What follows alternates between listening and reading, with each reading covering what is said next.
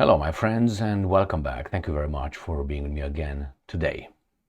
Big reward for a job well done, and that is the Russian crew who shot down one of the three F-16s so far in Ukraine received a big reward. Each of them received about $200,000.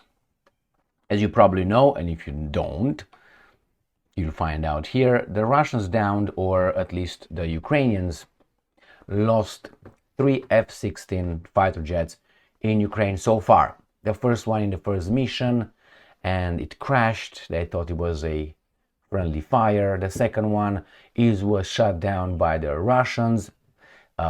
Even the Ukrainians kind of admitted it. And the third one, again, crashed with an emergency on board. They didn't know what happened. So, in this video, I will read about this $200,000 reward that each crew member from the Russian military received for downing the F-16, one of them. They don't mention which one.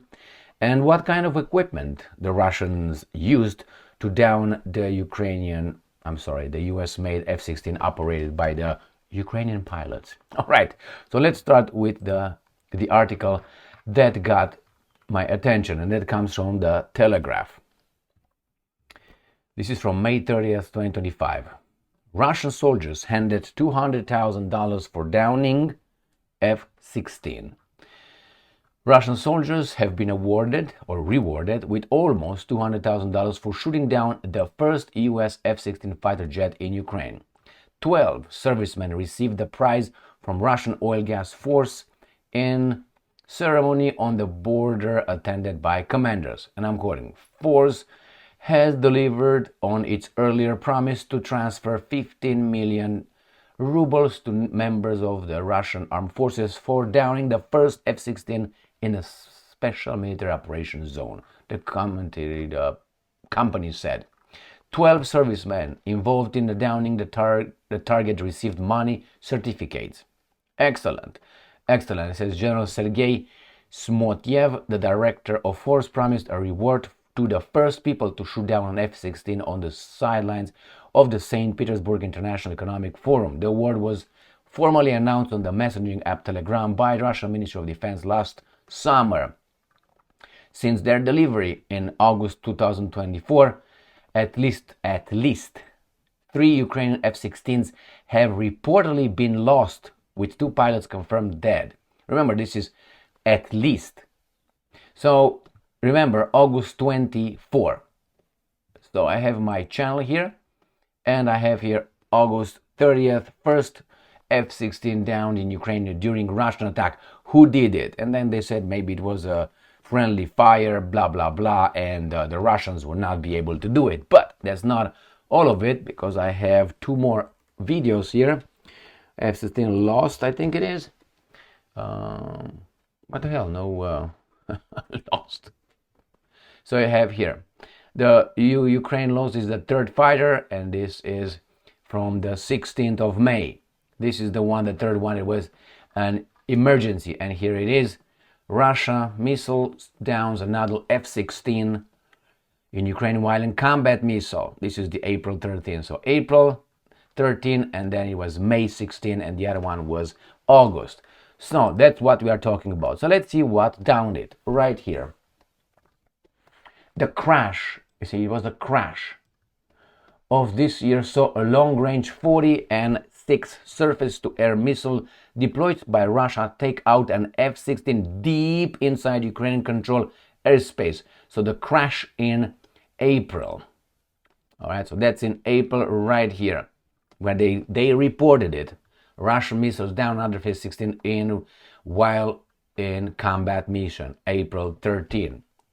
So the Russians used an S-400 missile. How do we find out? I already put it over here, Rapazapa, and here it is, S-400 missile system. That's what it is.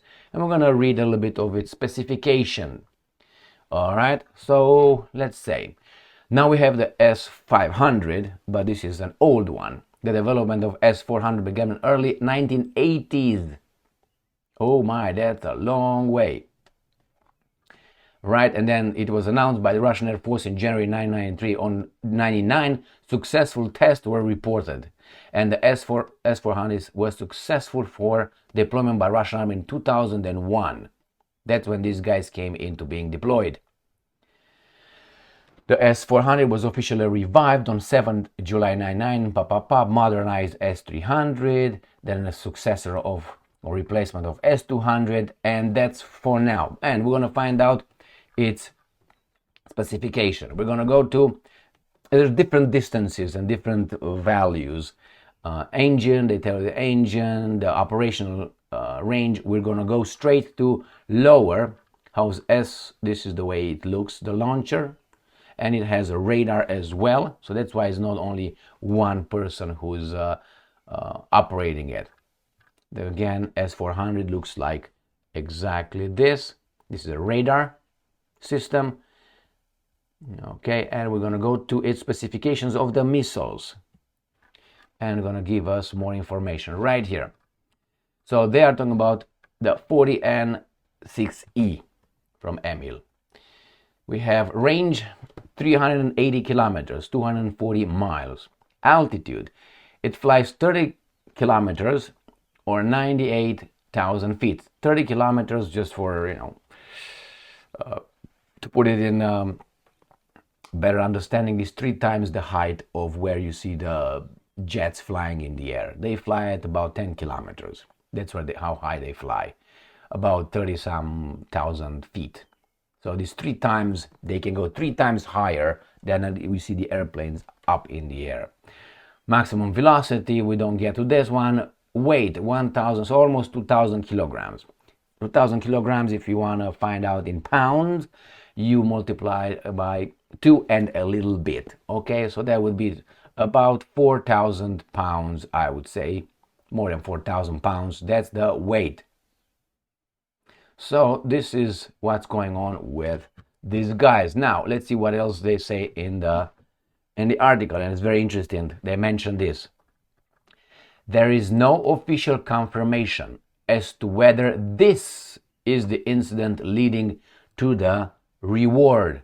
So they say about the April one, but it says there is no official confirmation as to whether this is the incident leading to that. All right, so what's going on here? As we knew, the Russians will be capable of hitting those old planes, and not even that are old planes. It's a thing that you can see, you can smell, right? You can touch. It's just, you can hear, definitely. So if it has these attributes, definitely you can detect it and shoot it down. And remember, the one in August was the first sortie, the first time the Ukrainians used it, and supposedly it was a friendly attack by the Patriot. And remember, at least 3. And I said before, these guys will not report everything. Probably they don't report it and wait to see if the Russians report it.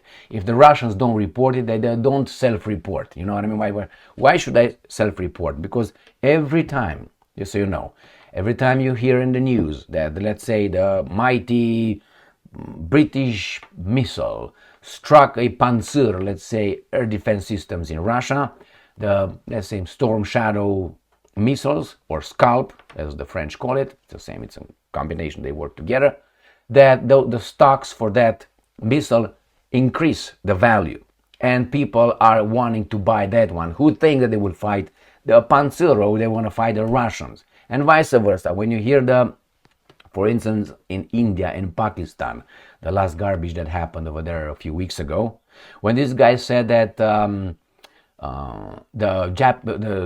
Chinese fighter jets downed a few, they say 6 Rafale, which is the French airplane fighter jet. So the Pakistanis, Chinese supplied J-10 or whatever it was, shot 6, they claim, 6 French supplied jets to India. The Rafale, the French jets, stock collapsed. So that's why when you hear how fantastic our Patriot systems are and how they destroy the Kinzhals and all the hypersonic missiles, it's just because It's a business, my friends. This is an economic, financial war. It's not about values and our poor Ukrainians and all that. No, it's about Raytheon versus the Russian military industrial complex. That's what it is. And then obviously they reconstruct with the banks, they build armament with the banks, they need energy to build the armament, they need resources, and who has the resources? Russia. So you figure things out. Anyway, friends, here it is. We found out an S-400 shot down one of at least 3 F-16s in Ukraine so far. Thank you very much for being with me again today. Stay strong, stay smart, look for the truth, and be just.